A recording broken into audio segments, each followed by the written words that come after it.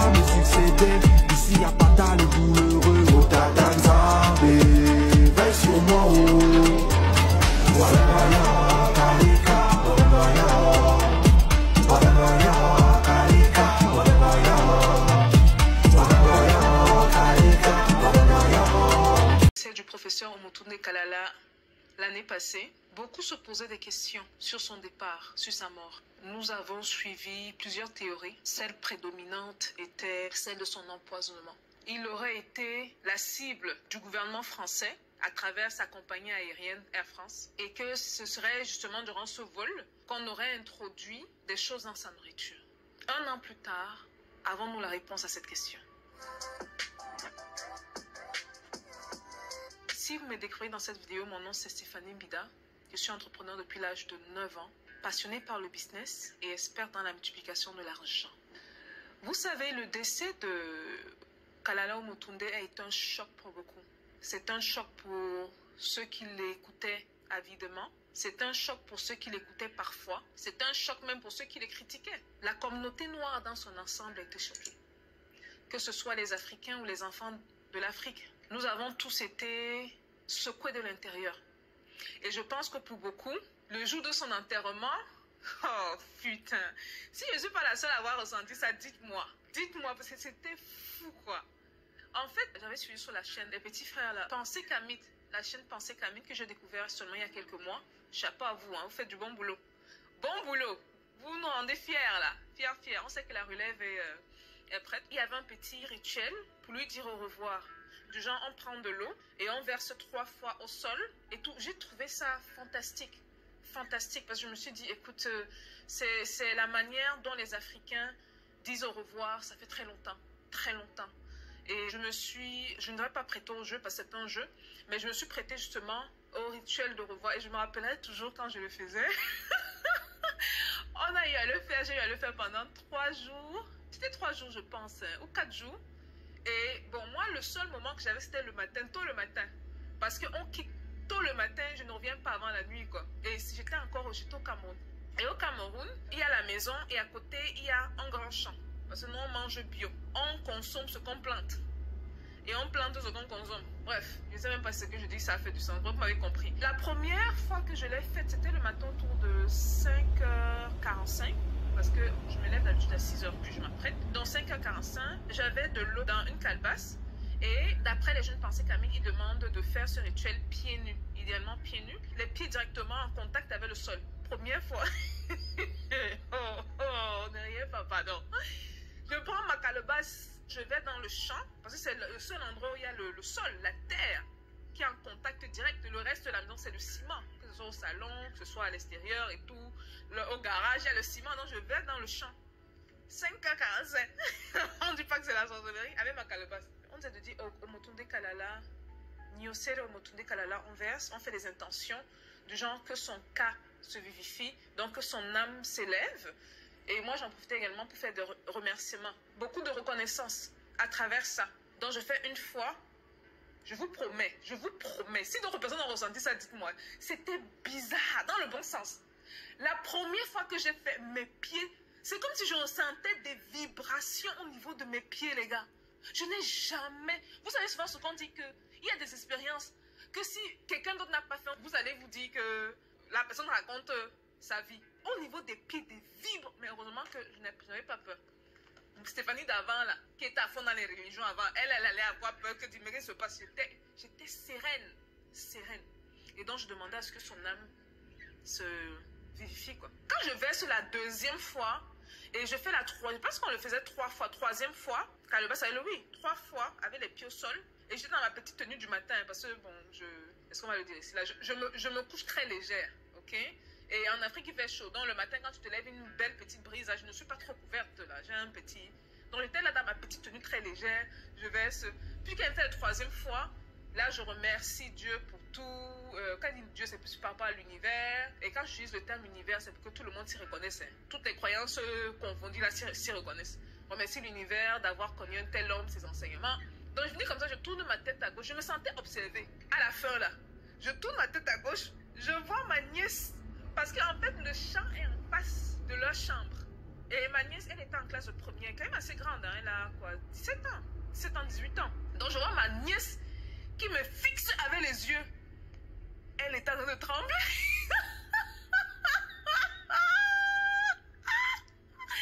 Elle tremblait comme ça. Elle dit, mais qu'est-ce que je viens de voir? Je suis sûre que dans sa tête, après ça, elle m'a étiquetée sorcière. Je suis sûre. Parce que les jours qui ont suivi, elle m'évitait. Quand je l'appelle, oui tata, elle fait comme ça là, elle m'évitait. Elle m'évite. La fille de quelqu'un qui a passé sur la chaîne. Un de mes très grands frères et tout. Elle m'évite, je dis que voilà alors. Voilà, le lavage de cerveau qu'on nous a fait, voilà. Mais après, j'ai dû les appeler, elle et les autres, parce que je devais faire ça sur 3 jours. C'est qu'on devait m'éviter là, ça va être compliqué. Et leur dit que bon, voici ce que les ancêtres faisaient pour honorer quelqu'un qui est parti. Voilà. Elle a peut-être fait ça pendant quelques semaines après, elle est redevenue elle. Parce que j'ai également fait un petit lavage de cerveau dans la tête pour leur dire que tout ce qui est africain n'est pas mauvais. Bref. Donc, pour revenir donc à l'histoire de Kalala Omotunde, ça c'était une petite fenêtre pour penser Kamit et le bon travail qu'ils font. Il est parti, ça fait 1 an. Vous savez, il y a eu beaucoup de... On n'a pas dit quoi. J'ai suivi tellement d'hypothèses. On parlait d'arrêt cardiaque quand il arrivait en Guadeloupe. D'autres parlaient d'empoisonnement dans l'avion par Air France. Normalement, Air France avait refusé de l'embarquer. Donc, il a fait 3 jours supplémentaires au Cameroun. Et beaucoup disent que pendant les 3 jours supplémentaires qu'il a fait là, ça a laissé le temps au gouvernement français ou je ne sais pas trop qui de s'organiser pour le finir, pour le terminer. Et c'était même le cas. Moi, je dis souvent, genre, Air France là. En tout cas. En fait, mon point était un peu haut. Je voulais plus parler de qu'en est-il? Qu'en est-il depuis les suppositions? Qu'en est-il? Est-ce que la famille a décidé de faire une autopsie sur le corps? Ceux qui ont les informations nous disent. Parce que, comme je l'ai mentionné dans une des vidéos l'année passée, on veut savoir. On veut savoir. Est-ce qu'on néglige ou est-ce qu'on se dit que bon, il est parti, laissons-le partir en paix? Mais est-ce que c'est une mort naturelle? Est-ce que c'est une mort artificielle? On veut savoir. Maintenant, ce sera à la famille, hein, ou c'était à la famille de prendre la décision. Quelle décision a-t-elle prise? Je sais qu'il y a eu des obsèques en Guadeloupe parce que j'ai quelqu'un de très connu qui est très proche de Motunde. Et c'est même par la personne que j'ai eu l'information de son décès qui m'a confirmé qu'en effet, il est parti. Et on est toujours dans les suppositions. Est-ce que c'est le cas? Est-ce que c'est pas le cas? Mais franchement, pour moi, à ce point-ci, de savoir qu'il serait parti par assassinat, ça changerait quoi? Surtout sachant que des centaines, voire des milliers de panafricains ont été zigouillés dans le passé. De savoir ça, que ce soit les Lumumba, quand ils disent zigouillés, j'espère que vous comprenez. Il y a certaines expressions, j'évite de prononcer ici. Donc, que ce soit les Umniobe, laissez-moi bien prononcer, je suis camerounaise, je dois bien prononcer les noms là. Umniobe, les Lumumba, les Sankara, Kadhafi, Wandi, la liste est longue. La liste est longue. Ils sont partis là, on le sait, tout le monde sait qu'ils ont été zigouillés. Est-ce que ça a changé quelque chose? Ce qui fait vraiment la grosse différence, c'est le sérieux qu'on associe à ça. Ça veut dire que oui, ils sont partis, mais est-ce qu'ils sont partis pour rien? Est-ce qu'ils ont été tués pour rien? Et ça, c'est valable pour tous les combattants africains, tous les panafricains, qui soient partis soit parce qu'ils luttaient pour une meilleure économie dans nos pays. Et ça, on n'en parle même pas souvent. Je pense que je vais peut-être faire une série dessus. Ceux qui luttaient pour l'économie, pas juste sur le plan politique comme la plupart de ceux que j'ai cités. Ceux qui luttaient pour l'histoire. C'était même, justement dans les lectures, je lisais également que quelqu'un soupçonnait que Diop, c'était la même chose pour Cheikh Anta Diop. Que ce soit pour l'éducation, ceux qui sont partis pour le spirituel, beaucoup ne savent même pas ça. Hein. Beaucoup sont morts pour la lutte spirituelle. Parce qu'ils disaient que non, on ne veut pas les religions importées. Bam! On sait, mais on ne réalise pas à quel point. Tous ceux-là qui sont tombés sous l'épée de l'ennemi, est-ce qu'ils sont partis pour rien? Sinon, c'est notre devoir de prendre le flambeau et de continuer le combat. Moi, je dis souvent, c'est bien parfois de se concentrer sur sa vie. Il n'y a rien de mal à ça. Mais vous allez souvent vous rendre compte que trop vous concentrer sur votre vie amène son lot de problèmes, hein, dont la dépression. Les personnes dépressives sont les gens qui se concentrent trop sur elles. Quand vous avez un objectif plus grand que vous, quand ça va au-delà de votre personne, ça devient une mission. Et quand ça devient une mission, il y a des travers dans lesquels vous ne pouvez pas tomber. Parce que vous savez que ce que vous faites, ça va au-delà de votre petite personne. Ça va toucher des dizaines de vies. Ne négligeons pas ça. Parce qu'il y a des personnes ici dehors fortes qui luttent pour peut-être leur famille. Des dizaines de vies, ça peut toucher des centaines de vies, des milliers de vies, des millions de vies. Le travail de chacun est important à chaque niveau. Du moment qu'on ne se limite pas à notre personne. Quelqu'un qui dit par exemple qu'il veut chercher l'argent pour se faire voir, pour que les petits tombent ou que les petits Pour lui, je vous promets qu'il ne va pas faire long feu. Hein. Parce qu'une fois qu'il aura cet argent-là, il aura toutes les petits du monde. Ou elle aura tous les petits du monde. Mais malgré tout, il y aura un vide dedans.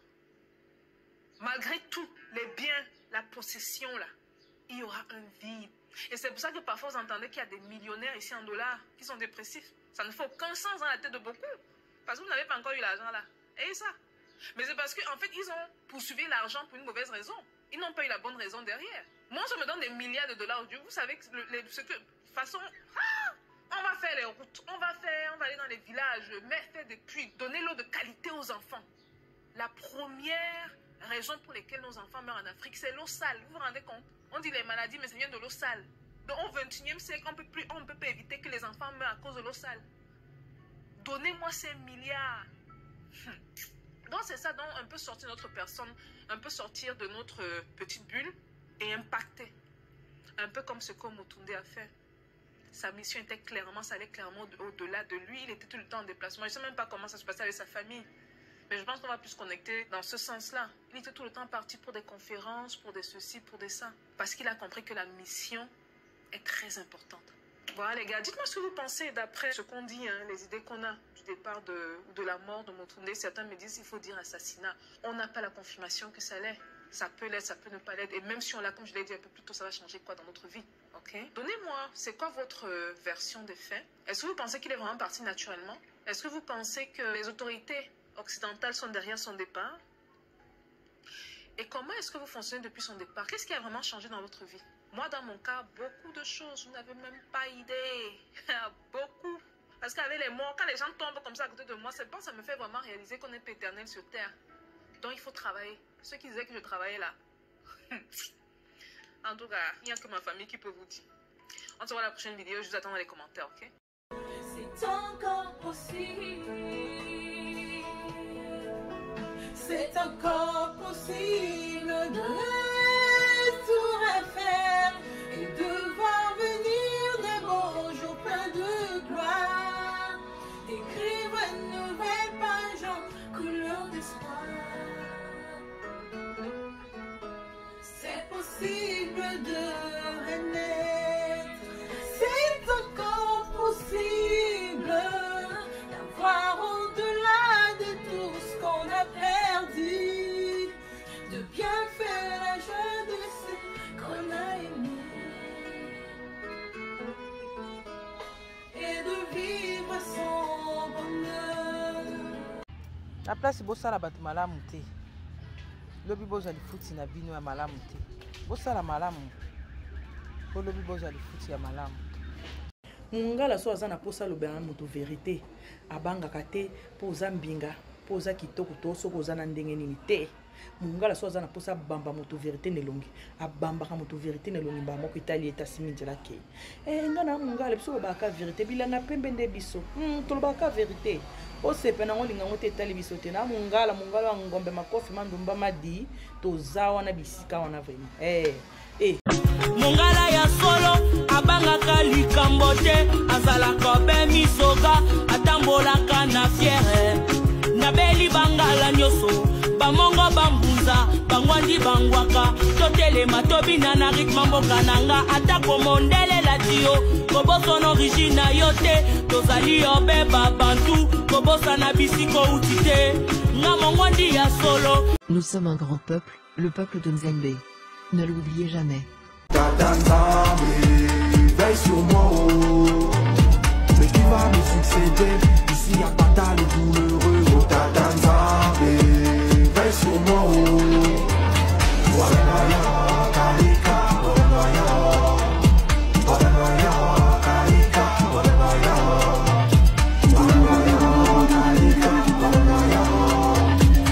mais qui va me succéder?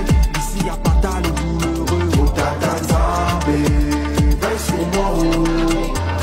Voilà, Karika, voilà, voilà, Karika, voilà, Karika,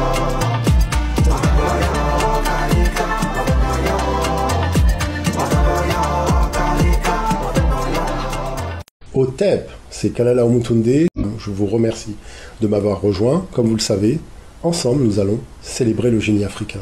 À très bientôt.